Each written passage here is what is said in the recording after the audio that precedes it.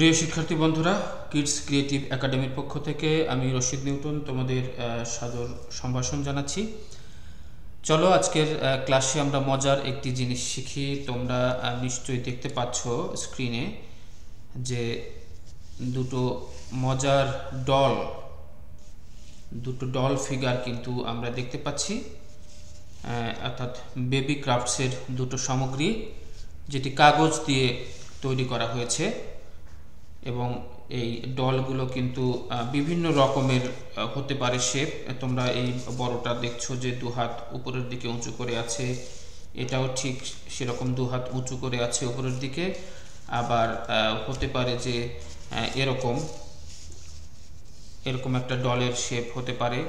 এটার হাত আমরা বিভিন্ন রকমভাবে তৈরি করতে পারি। এই যেমন ধরো এইখানে একটি ডল রয়েছে, দেখো এই ডলটি কিন্তু ডান্স করছে, এটিকে কোনো কালার করা হয়নি, জাস্ট সাদাতে দেখো ডান্স করছে। তো এরকম বিভিন্ন শেপে কিন্তু এই ডলগুলো আমরা কাগজ দিয়ে, পেপার দিয়ে তৈরি করতে পারি খুব সহজে। আজকের ক্লাসে আমরা সেটাই দেখব। তো চলো তোমরা সবাই কাগজ নিয়ে নাও। এরকম একটা সাদা কাগজ, নর্মাল একটা A4 সাইজের সাদা কাগজ নিয়ে নাও।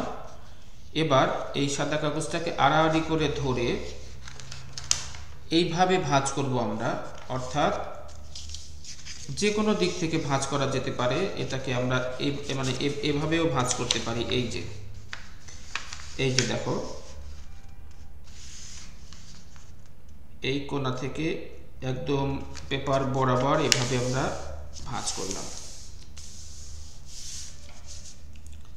অর্থাৎ কেমন ছিল, এরকম একটা A সাইজের পেপার ছিল কিন্তু আমাদের A4 সাইজের, আড়াআড়ি করে ধরা। এবারে এই উপর থেকে ডান কোণাটাকে নিয়ে এসে কাগজের নিচের অংশ বরাবর, এই অংশ বরাবর একদম সোজা সমান করে ভাঁজ করলাম। দেখো ভাঁজ করে ফেলেছি, এরকম হয়ে গেল এখন কাগজটা। এরপরে এই যে এইখান থেকে কিন্তু কাগজের একটা বাড়তি অংশ থেকে গেল। এবারে এইখান থেকেই কাগজ বরাবর আমরা এটাকে ভাঁজ করে ফেলতে পারি। এটা যেন সমান হয় কাগজটা। যদি অসুবিধা হলে আমরা এরকম উল্টা দিক করেও ভাঁজ করতে পারি, এরকম উল্টা দিক করে ভাঁজ করতে পারি। মোট কথা এই কাগজটা বরাবর আমাদের ভাঁজটা হবে। নখ দিয়ে একটু চিহ্ন করে নিলাম। এরপরে আমরা এখানে এরকম করে সমান করে সুন্দর করে দেখে নেই যে ঠিকঠাক হয়েছে কিনা, ঠিকঠাক হচ্ছে কিনা। ওকে, এরকম করে যদি এদিকে সমান হয়ে থাকে তাহলে আমরা এভাবে সুন্দর করে ভাঁজ করে, মোট কথা যে এই অংশটুকু আমরা কাগজ থেকে বিচ্ছিন্ন করে ফেলবো। সেটা তোমরা কাঁচি দিয়ে কেটে নিতে পারো, বা ইচ্ছা করলে এরকম করে এভাবেও কেটে নেওয়া যায়। সাবধানতার সাথে ধীরে ধীরে কাগজটাকে আমরা ভাগ করে ফেলছি, এটাকে আলাদা করে ফেললাম।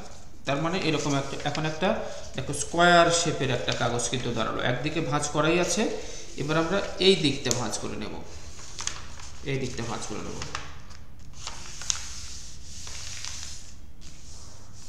এই যে ভাঁজ হয়ে গেল, ঠিক আছে।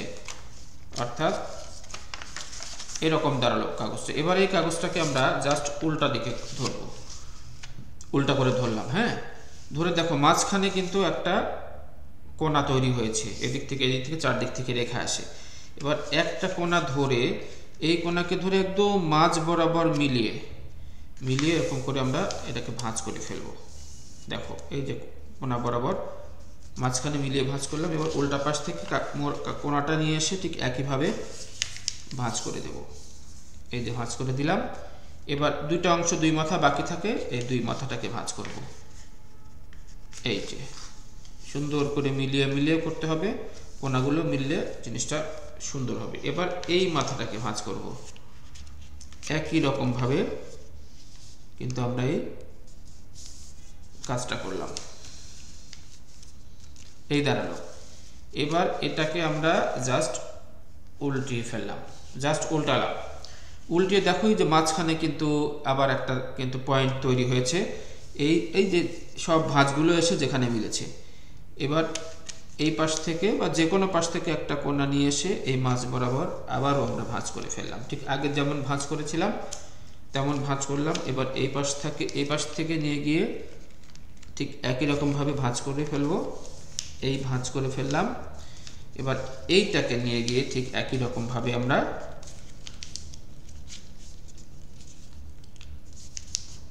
ভাঁজ করে ফেলবো।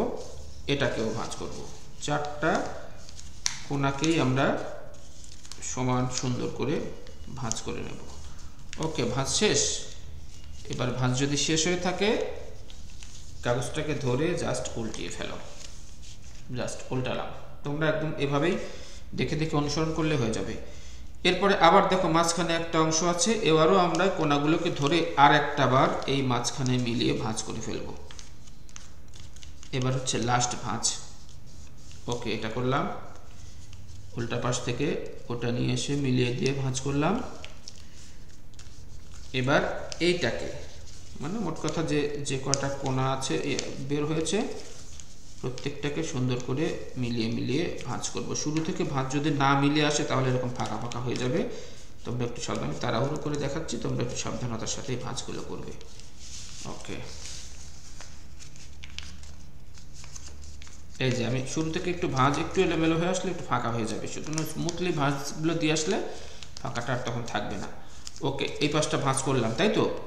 এবার এটাকে জাস্ট উল্টিয়ে ফেলি। প্রত্যেকবার কিন্তু আমরা উল্টাচ্ছি, এবারও উল্টালাম কাগজটাকে। উল্টানোর ফলে এবার খেয়াল করো যে প্রত্যেকটা কাগজের দুটা করে কিন্তু কোনায় কোনায় দেখো দুটা করে অংশ তৈরি হয়েছে। এই যে দুইটা করে অংশ তৈরি হয়েছে, এই যে দুইটা করে অংশ তৈরি হয়েছে, এখানেও দুইটা করে অংশ তৈরি হয়েছে। তো যে দুটো করে অংশ তৈরি হয়েছে, এই যে দেখো এখন বৃদ্ধাঙ্গুল দিয়ে এই দুটাকে অর্থাৎ নিচের থেকে এভাবে নিচের থেকে উপরের দিকে ঠেলে দিলে ওই দুইটা অংশ কিন্তু দুই দিকে গিয়ে ভাঁজ হয়ে গেল। এই যে আবার ভালো করে খেয়াল করো, পাশেরটা করছি। এই যে নিচের থেকে যদি আমি এভাবে ঠেলা দিই তাহলে এই যে দুইটা মুখ হয়েছে না, দুটা পার্ট দুই দিকে বের হয়ে যাচ্ছে এবং এই কোণাটাকে এই কোণার সঙ্গে আমি নিয়ে মেলাবো, এই কোণাটাকে এই কোণার সঙ্গে নিয়ে মেলাবো। অর্থাৎ এই কোণাটাকে দেখো ভাঁজ করে এই কোণার সাথে মিলালাম, আর এখানে স্কয়ার সাইজ একটা বক্সের মতো হয়ে গেল। দেখেছো? এবারও ঠিক সেম, এই কোণাটাকে আমরা এই কোণার সাথে মেলাবো, এই কোণাটাকে এই কোণার সাথে। খেয়াল রেখো কিন্তু এই যে ভেতরের দুইটা পার্ট, এই দুইটা পার্ট দুই দিকে ভাগ হয়ে যাবে, এরকম দুই দিকে ভাগ হয়ে যাবে, কোণাটা মিলে যাবে। এই যে মিলে গেল। এরপরে এটাকেও ঠিক একইভাবে এই কাজটাই করবো। এটা কিন্তু খুব সহজে সুন্দর করে দেখালাম, তোমরা পজ দিয়ে দিয়ে এটা দেখে নিতে পারবে। অর্থাৎ এখন এরকম একটা জিনিস তৈরি হলো তো? ওকে, এবার এই সেম জিনিস আমাদের আরেকটা তৈরি করতে হবে। এই একই রকম জিনিস আরো একটা তৈরি করতে হবে। এবার দেখি যে এটা দিয়ে আমরা কি করছি। ওকে, দেখো আমরা এরকম ভাবে মাঝখানে যদি ধরে এই যে একটা অংশ আছে না, যে কোনো একটা আমরা যে কোনো পার্ট কিন্তু ধরতে পারি। এভাবে মাঝখানে ধরে আমরা যে কোনো পার্ট কিন্তু ধরতে পারি। প্রথমে এক হাত দিয়ে মাঝখানে ধরলাম, আর এক হাত দিয়ে এই যে এই হাতের মতো বের হয়েছে এটার উপরের অংশ ধরলাম, ধরে উপরে একটুখানি এরকম ভাঁজ করে দিয়ে উপরের অংশটাকে আমরা এরকম করে টেনে এরকম করে, এই যে দেখো এরকম ছিল তো জিনিসটা, এটাকে আমরা জাস্ট এরকম করে খুলে ফেলছি, টান দিয়ে খুলে ফেললাম। খুলে ফেলার পর কি করব, এইখানটা একটু ভাঁজ দিয়ে দাবিয়ে দেবো। এই যে এইখানটা দেখো এই দিকে এরকম করে খুলে ফেলেছি। যখন এরকম ছিল, আবার দেখো এরকম ছিল জিনিসটা, এরকম ছিল সুন্দর করে, কিন্তু আমি ধীরে ধীরে দেখাচ্ছি। এই অংশটা ধরে জিনিসটাকে খুলে ফেললাম। এই যে খুলে ফেলার পর এটাকে এই রকম ভাঁজ করে দেবো। এই কোণাটাকে দেখো চেপে ধরেছি, এরকম হয়ে গেল। এবার ঠিক উল্টা পাশেও তাই করব। ভাঁজটাকে আগের মতো করে এরকম খুলে ফেলবো। খুলে ফেলে এই নিচের দিকে দেখো এরকম হয়ে গেল, তো এটাকে নিচের দিকে দাবিয়ে দিলাম। তারপর এই অংশটাকে এরকম করে ধরলাম, ওই আগের মতোই, এখানে যেরকম ধরেছিলাম এখানে সেরকম ধরলাম। এই যে ধরেছি, দুইটা কান চেপে ধরেছি, কিন্তু ধরে এবার এই মাঝখানে এরকম করে একটুখানি চাপ দিয়ে এই পার্টটা আর এই পার্টটা, এই দুইটা পার্ট মানে ধরে এরকম করে মিলিয়ে ফেলতে হবে। মিলানোর পর এই জিনিসটা তৈরি হয়ে গেল। অর্থাৎ একটা পাজামার মতো একটা অংশ কিন্তু, দেখো আমরা যে পাজামা পরি না, এরকম পাজামার মতো একটা অংশ কিন্তু তৈরি হয়ে গেল। খেয়াল করেছো? ওকে, এখন ঠিক একই রকম ভাবে বলেছিলাম যে আমরা আরেকটা অংশ তৈরি করব, ঠিক আছে? তো আমরা আরেকবার করতে করতে চলো জিনিসটা সুন্দর করে দেখে ফেলি।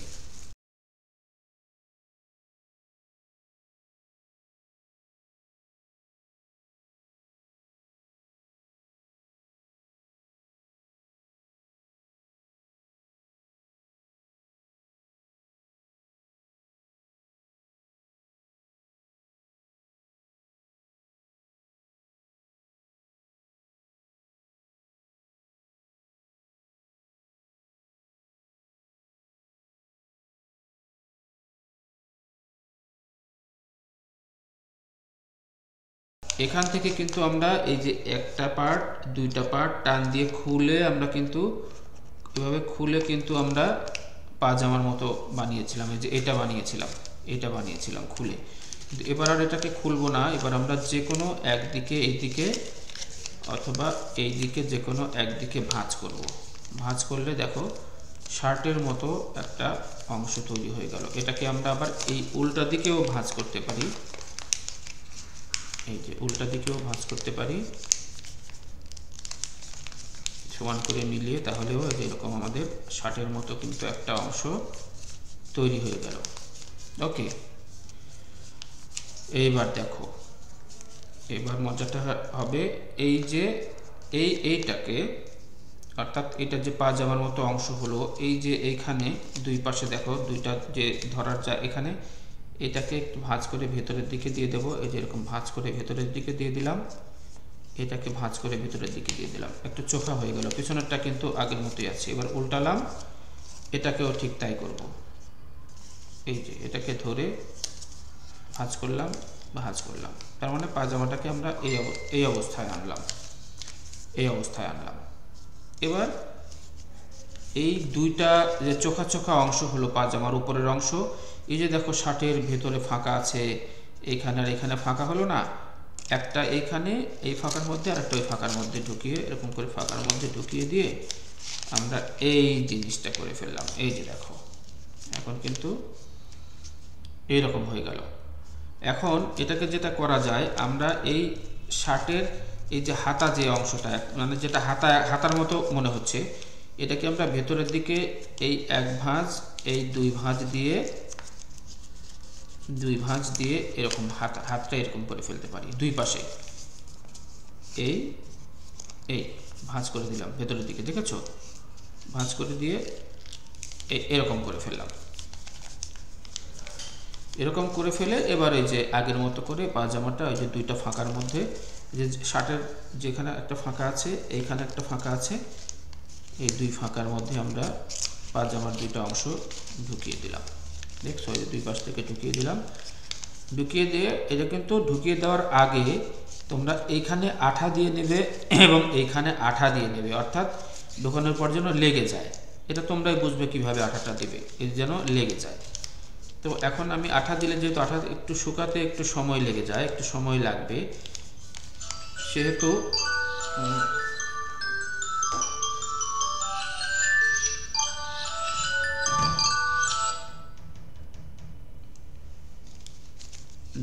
আঠা শুকাতে একটু সময় লেগে যায়, আমি এটা স্টেপলার পিন দিয়ে এটাকে আটকিয়ে নিচ্ছি। স্টেপলার পিন ব্যবহার করা এটা কিন্তু নিয়মতান্ত্রিক নয়, আমি জাস্ট তাড়াতাড়ি দেখানোর জন্য আটকে নিলাম। তোমরা এটা আঠা দিয়ে জুড়ে নেবে। এরকম দাঁড়ালো। আমরা কিন্তু শার্টটা উল্টা দিকে ভাঁজ করে নিয়েছি। শার্টটা মানে অন্যদিকেও থাকতে পারতো, অর্থাৎ সোজা এবং উল্টা দুইটা পাশ আছে, তোমরা বোঝো। এটা এই পাশটা স্মুথ জন্য আমরা এই পাশটা রাখলাম।